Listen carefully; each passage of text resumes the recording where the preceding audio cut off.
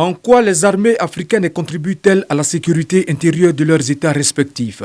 Autrement dit, quel est l'enjeu pour les États africains de confier des missions de sécurité intérieure à leurs armées? À quelle logique répond la nécessité pour les armées africaines de prendre part aux missions de sécurité intérieure dans leurs propres États?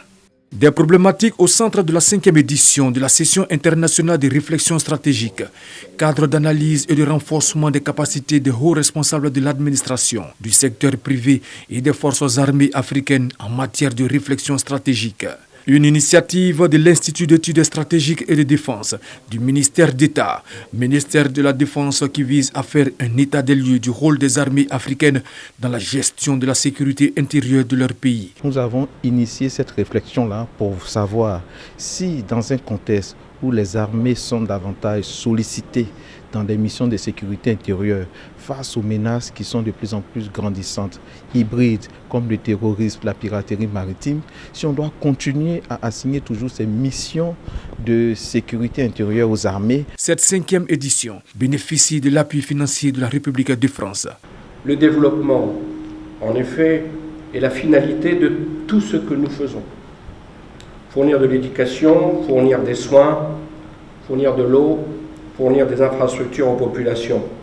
Les armées sont un outil au service de cette finalité.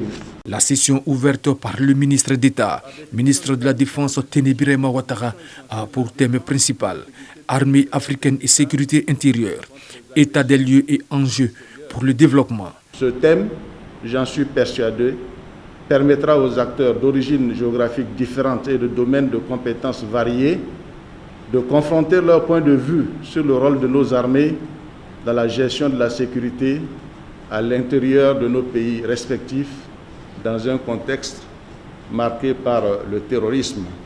Ce sont au total 70 auditeurs, dont 30 nationaux et 40 internationaux originaires de 25 pays d'Afrique et d'Europe et 4 organisations régionales qui prennent part à la 5e édition de la session internationale de recherche stratégique.